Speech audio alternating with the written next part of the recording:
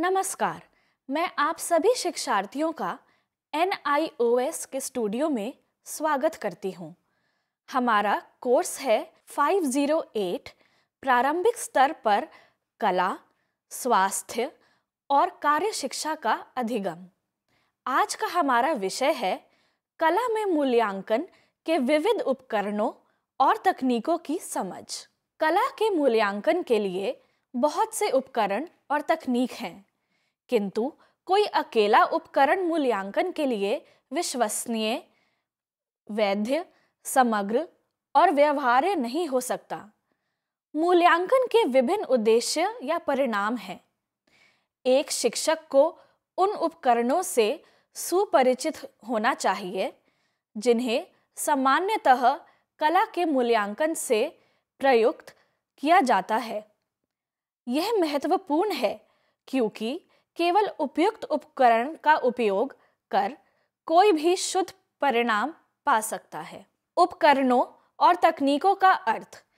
वृद्धि का समग्र अभिलेख बनाने के क्रम में एक शिक्षक को विविध प्रकार के मूल्यांकन तकनीकों और शुद्ध अवलोकन और अभिलेख रक्षण के विस्तार पर भरोसा रखना होगा।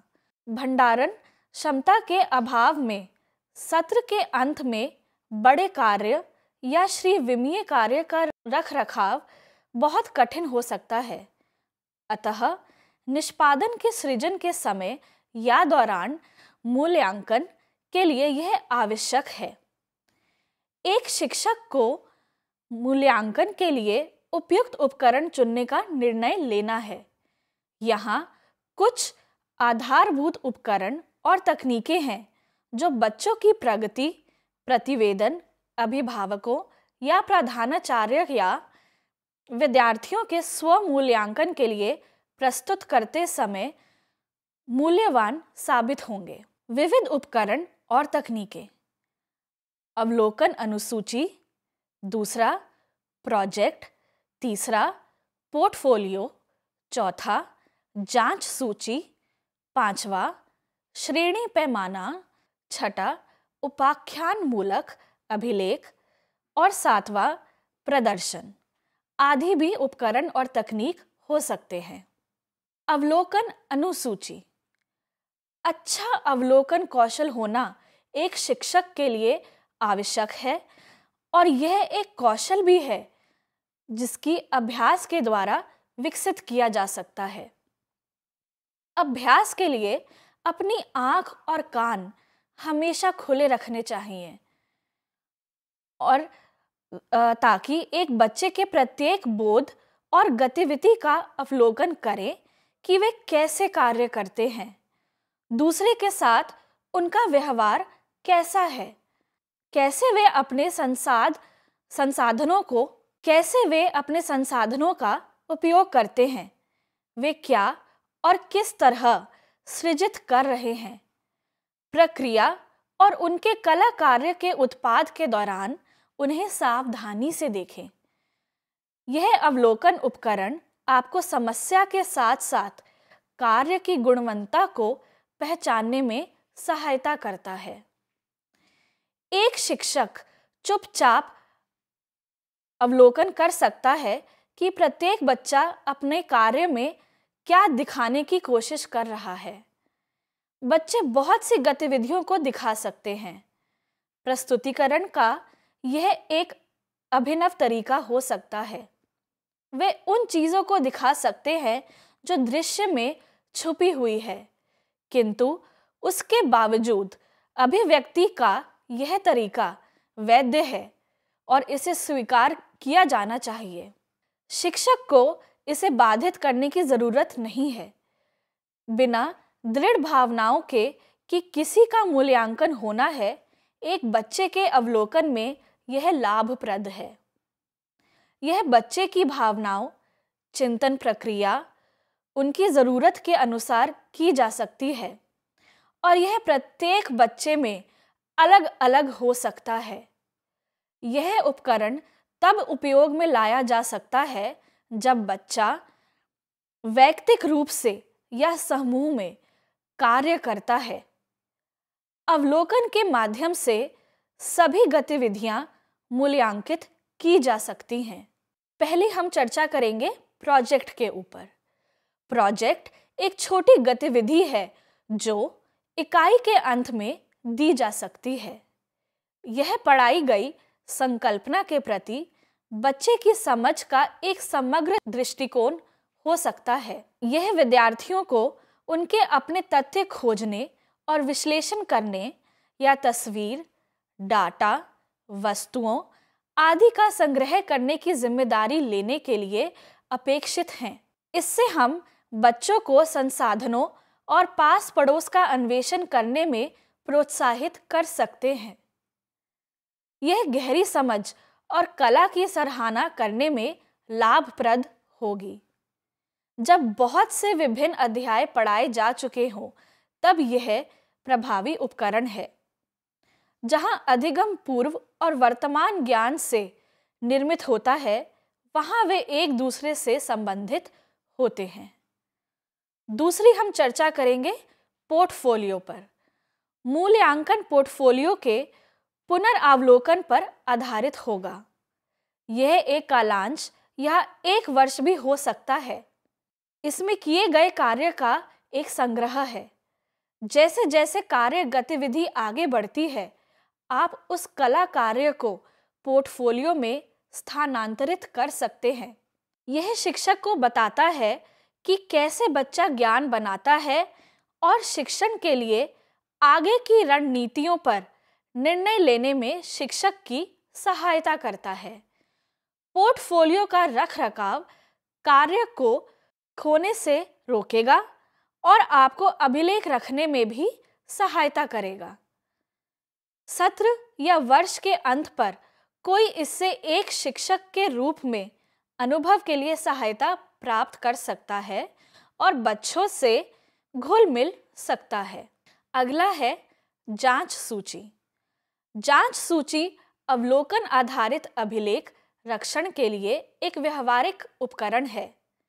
जब बच्चे बिल्कुल सतर्क हों और कार्य अनुभूति प्रगति में हो, तो जांच सूची शिक्षक के लिए सूची अभिलेखन को आसान बना सकती है। एक शिक्षक विभिन्न कला गतिविधियों के लिए उद्देश्यों और उस विशेष कार्य के क्षेत्र के आधार पर जांच सूची बना सकता है।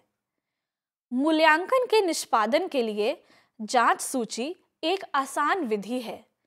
विशिष्ट क्रिया के अभिलेखन का यह एक व्यवस्थित तरीका है जो एक प्रदत्त कार्य के विशेष पहल पर ध्यान केंद्रित करने में सहायता कर सकता है। यह मानदंडों की एक सूची है जिन्हें शिक्षक एक निश्चित समय पर बच्चों के अवलोकन करने में महत्वपूर्ण मानता है। यह तीव्र एवं कार्यान्वयन में आसान है और विशिष्ट सूचना उपलब्ध कराता है। यह तो स्व-मूल्यांकन के लिए प्रयुक्त किया जा सकता है या जब शिक्षक उद्देश्य निर्धारित करता है जिसे वह उद्देश्यपूर्ण तरीके मूल्यांकित करना चाहता है, तब इस्तेमाल किया जा सकता है। अगला है श्रेणी पैमाना। यद्यपि कला में वैयक्तिक छात्र के विकास की जटिलता एक शिक्षक को एकल ग्रेड या अंक द्वारा दमन करने की स्वीकृति नहीं देता है, किंतु कभी-कभी आंकिक श्रेणी पैमाना सृजित करना अनिवार्य है ताकि छात्र अपनी पूर्व की स्थिति से तुलना कर सके।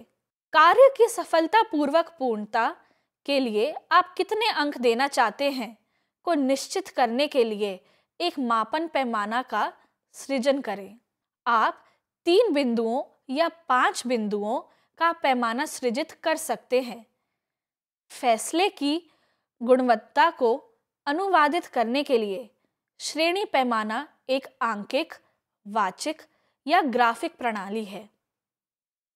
यह मूल्यांकन को अधिक उद्देश्यपूर्ण एवं पारदर्शी बनाएगा। मूल्यांकन के लिए प्रयुक्त कुछ सामान्य पैमाना इस प्रकार हैं।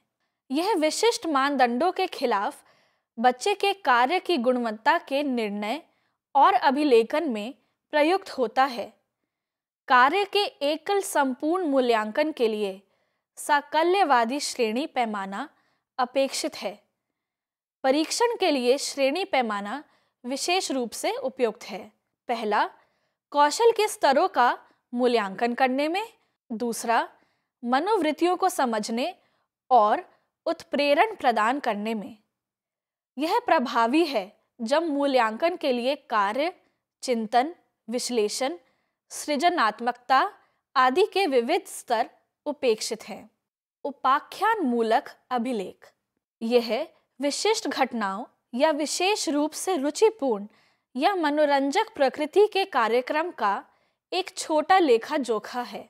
यह एक बच्चे की प्रगति का लिखित वर्णन देता है जिसे शिक्षक प्रतिदिन के आधार पर रखता है। यह एक बच्चे के जीवन की सार्थक घटनाओं का अवलोकनात्मक, वर्णनात्मक अभिलेख प्रदान करता है। यह एक ऐतिहासिक या जैविक अभिलेख हो सकता है।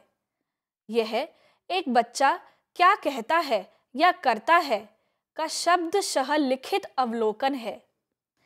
एक बच्चे का वैयक्तिक मूल्यांकन करने के क्रम में शिक्षक इस उपकरण का उपयोग कर सकते हैं। वे इस अभिलेख का उपयोग बच्चों की उनकी शक्तियों और ज़रूरतों के विश्लेषण के लिए कर सकते हैं। यह शिक्षण विधि में परिवर्तन करने या शिक्षण अधिगम प्रक्रिया को सुधारने में सहायता करता है।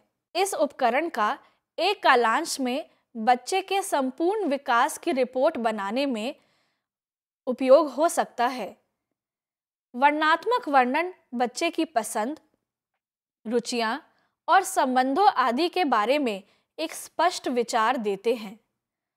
उपाख्यान मूलक रिकॉर्ड एक सकारात्मक तरीके में लिखे होने चाहिए। अगला है प्रदर्शन। प्रदर्शन संप्रेषण का एक साधन है। जब समूह कार्य मूल्यांकित किया जा चुका हो और हम इसे शेष कक्षा के साथ साझा करना चाहते हैं तो यह प्रयुक्त हो सकता है। यह उपकरण सहपाठी मूल्यांकन के साथ साथ स्व मूल्यांकन के लिए लाभप्रद है। सचित्र प्रदर्शन के माध्यम से बच्चे निश्चित संकल्पनाओं की स्पष्टता अर्जित करते हैं। यह बच्चों और शिक्षकों के बीच समबद्धता की समझ को बढ़ा सकता है। वे उनके कार्य में गर्व का अनुभव कर सकते हैं। यह दीवार पर जड़ने या मेज के ऊपर अधिष्ठापन के रूप में हो सकता है। कक्षा कक्ष के एक भाग में बच्चों का कोना भी स्थापित किया जा सकता है। मूल्यांकन के सूचक। अभ्यास का निरूपण मूल्यांकन में एक महत्वपूर्ण भूमिका निभाता है। यह मूल्यांकन है जिसके माध्यम से मुख्य समस्याएं पहचानी जाती हैं और क्षेत्रों या समूह जिन्हें ध्यान की जरूरत है जाने जाते हैं। डाटा को उनके मौलिक रूप में कल्पनाओं के आरेखन के लिए प्रयुक्त नहीं किया जा सकता। इन्हें सूचकों के रूप में बदलने की जरूरत होती है ताकि सार्थक सारांश खींचा जाए। सूचक विभिन्न प्रकार के प्रश्नों का जवाब देता है। कलाओं में मूल्यांकन के सूचकों का अर्थ। एक उपकरण जो आपको सूचना देता है सूचक कहलाता है। सूचक एक गुणात्मक या मात्रात्मक चर है जो उपलब्धियों को मापने, एक मध्यस्थ से जुड़े परिवर्तनों के प्रवर्तन या निष्पादन के मूल्यांकन में सहायता करने में एक सामान्य और विश्वसनीय साधन है। सूचक उपलब्धियों के बारे में है किंतु ये अपने आप में अंतिम नहीं है। एक एकल सूचक अधिगम के रूप में एक ऐसे जटिल तथ्य के बारे में बिरले ही लाभप्रद सूचना प्रदान कर सकता है। सूचक प्रायः स्थितियों के बारे में अधिक से अधिक सटीक सूचना उत्पन्न करने के लिए प्रारूपित किए गए हैं। सूचक का उद्देश्य प्रणाली की प्रकृति का चरित्र चित्रण इसके घटकों के माध्यम से करना है। वे कैसे संबंधित हैं और वे कैसे हमारे समय को परिवर्तित करते हैं। यह सूचना कुछ लक्ष्य या विद्यार्थियों की प्रगति के निर्णय के प्रति प्रयुक्त हो सकती है। एक सूचक क्या कर सकता है? पहला, लक्ष्य और प्राथमिकताओं को स्थापित करना। दूसरा, कार्यक्रम का मूल्यांकन करना। तीसरा, समस्याओं को अधिक स्पष्टता से कहना और वर्णन करना। एक अच्छे सूचक के निम्नलिखित लक्षण हैं। पहला, ये शिक्षकों को लाभप्रद सूचना प्रदान करता है। दूसरा, यह अन्य सूचकों के साथ जुड़ने की स्वीकृति देता है। तीसरा, कोई उद्देश्यों से कितना दूर और कितना पास है इसको मापता है। चौथा, यह समस्यात्मक स्थितियों को पहचानने में सहायता करता है। पांचवा, इसकी योग्यता है सूचना का संक्षेपण। आखिरी, यह इसके मूल्यों का मानक से तुलना करने में सहायता करता है। तो साथियों, आज हमने चर्चा करी कला के मूल्यांकन पर। आशा है विषय से संबंधित आपको यह चर्चा समझ में आई होगी। अब हम आपको मिलेंगे किसी अगले विषय के साथ अन्य सत्र पर। तब तक के लिए धन्यवाद।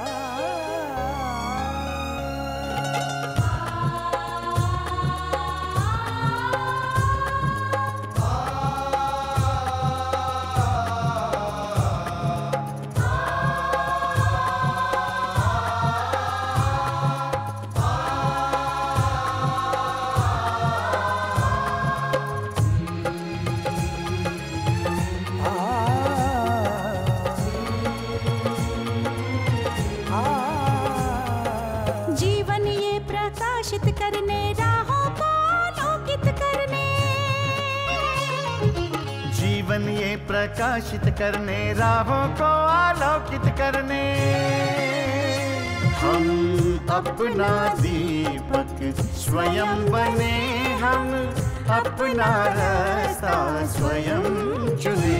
हम अपना दीपक स्वयं बने, हम अपना रास्ता स्वयं चुने। जीवन ये प्रकाशित करने राहों को आलोकित करने।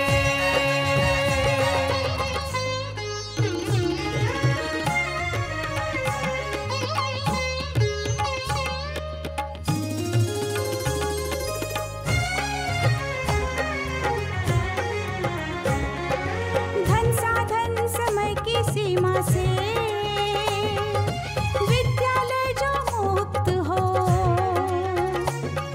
धन साधन समय की सीमा से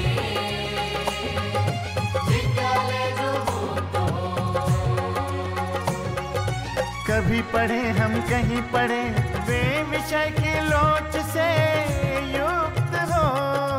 कभी पढ़े हम कहीं पढ़े वे विषय की लोच से युक्त हो। मित्रों हम उठे और जागे, मंजिल आने की ध्वनि सुने। हम अपना दीपक स्वयं बने, हम अपना जीवन ये प्रकाशित करने राहों को आलोकित करने।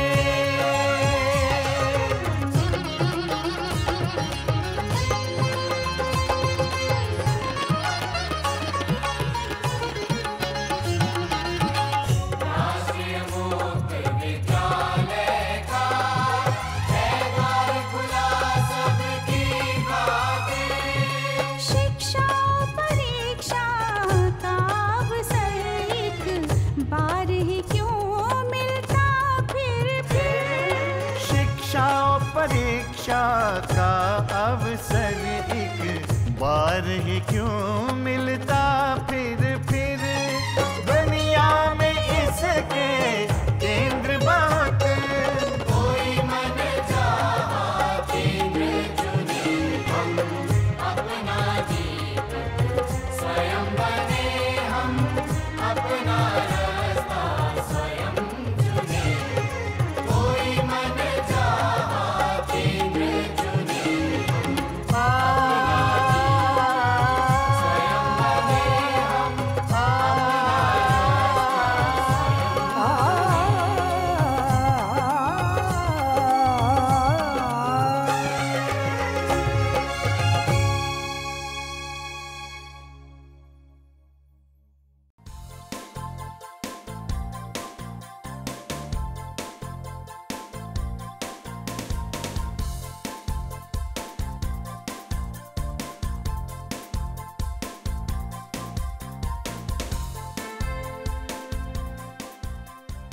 घर बैठे पाएं राष्ट्रीय मुक्त विद्यालय शिक्षा संस्थान यानी NIOS में एडमिशन, वो भी एकदम आसान तरीके से, जिससे शिक्षार्थियों को होगी समय और धन दोनों की बचत।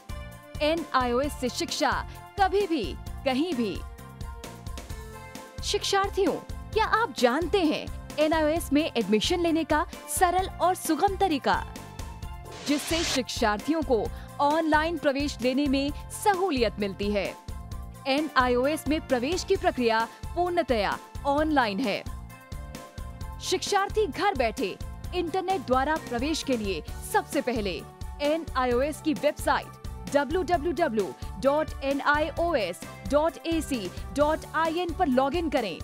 अपना ईमेल आईडी और पासवर्ड डालकर अपना पंजीकरण करें।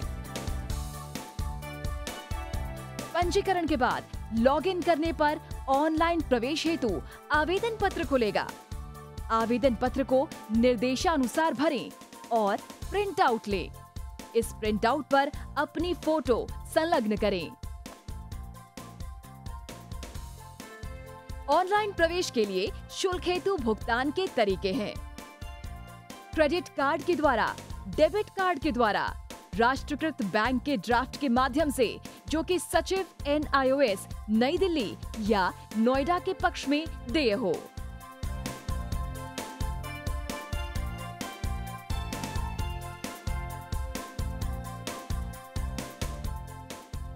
भरे हुए आवेदन पत्र के साथ साथ डिमांड ड्राफ्ट और संलग्न किए जाने वाले दस्तावेज हैं: जन्म रजिस्ट्रार के जिला कार्यालय से जारी जन्म प्रमाण पत्र की सत्यापित प्रति, जिसमें जन्म तिथि अंकित हो, पिछले विद्यालय से प्राप्त विद्यालय छोड़ने का प्रमाण पत्र, जिसमें आवेदक की जन्म तिथि लिखी हो। प्रवेश फॉर्म का प्रिंट आउट NIOS के संबद्ध क्षेत्रीय केंद्रों पर 10 दिनों में पहुंच जाना चाहिए, अन्यथा उचित दस्तावेज न लगे होने पर आवेदन फॉर्म रद्द किया जा सकता है। प्रवेश प्रक्रिया की पुष्टि होने के बाद शिक्षार्थियों को परिचय पत्र व अध्ययन सामग्री डाक द्वारा तुरंत पहुंचाई जाती है। ऑनलाइन प्रवेश एक बहुत ही सुगम और सुविधाजनक प्रवेश प्रणाली है। Online on time for safe and secure admission.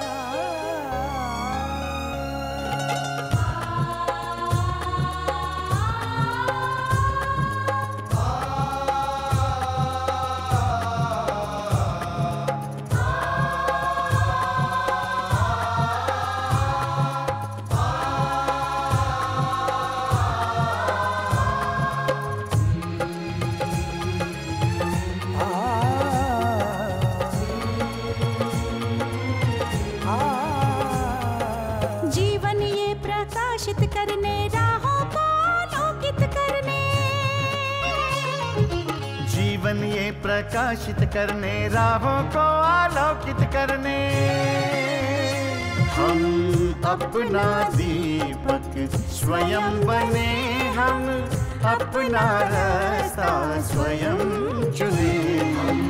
अपना दीपक स्वयं बने, हम अपना रास्ता स्वयं चुने। जीवन ये प्रकाशित करने, राहों को आलोकित करने।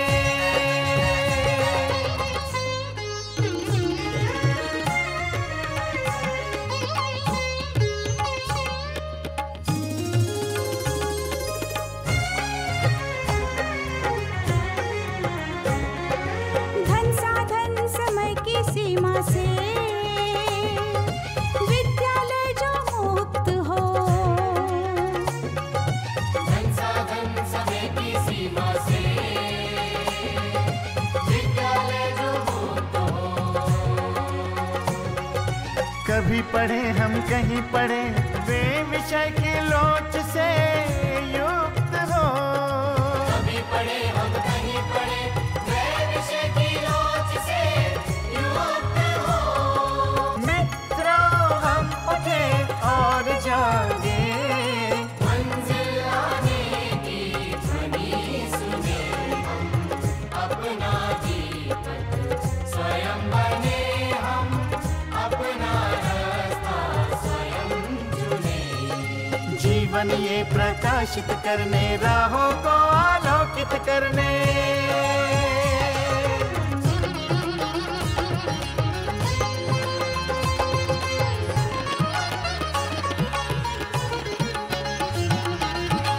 राष्ट्रीय मुक्त विद्यालय का है द्वार खुला सबकी खातिर। शिक्षा परीक्षा का अवसर एक बार ही क्यों मिलता फिर। शिक्षा और परीक्षा का अवसर एक बार ही क्यों मिलता फिर। दुनिया में इसके केंद्र बहुत, कोई मन चाहा केंद्र चुने हम, अपना दीपक स्वयं बने हम, अपना रास्ता स्वयं चुने। कोई मन चाहा केंद्र चुने स्वयं बने हम,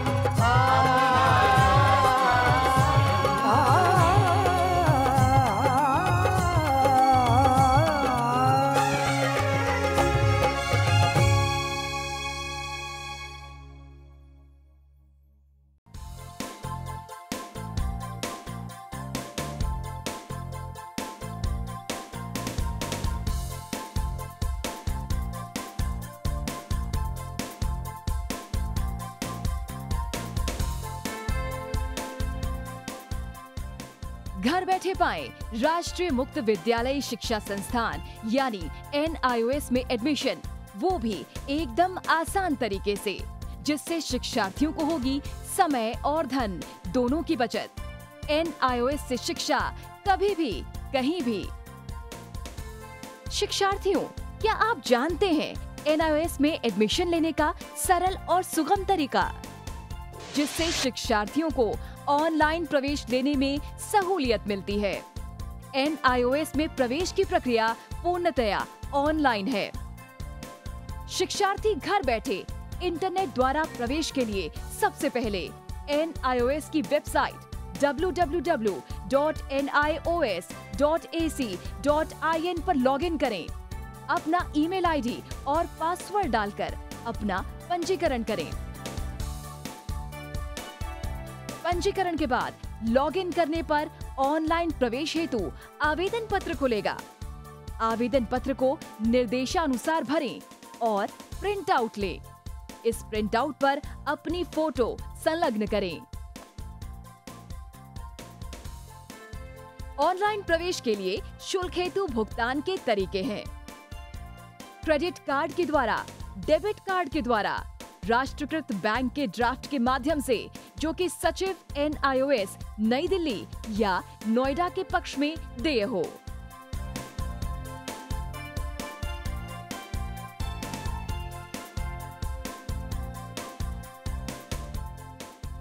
भरे हुए आवेदन पत्र के साथ साथ डिमांड ड्राफ्ट और संलग्न किए जाने वाले दस्तावेज हैं: जन्म रजिस्ट्रार के जिला कार्यालय से जारी जन्म प्रमाण पत्र की सत्यापित प्रति, जिसमें जन्म तिथि अंकित हो, पिछले विद्यालय से प्राप्त विद्यालय छोड़ने का प्रमाण पत्र, जिसमें आवेदक की जन्म तिथि लिखी हो। प्रवेश फॉर्म का प्रिंट आउट NIOS के संबद्ध क्षेत्रीय केंद्रों पर 10 दिनों में पहुंच जाना चाहिए, अन्यथा उचित दस्तावेज न लगे होने पर आवेदन फॉर्म रद्द किया जा सकता है। प्रवेश प्रक्रिया की पुष्टि होने के बाद शिक्षार्थियों को परिचय पत्र व अध्ययन सामग्री डाक द्वारा तुरंत पहुंचाई जाती है। ऑनलाइन प्रवेश एक बहुत ही सुगम और सुविधाजनक प्रवेश प्रणाली है।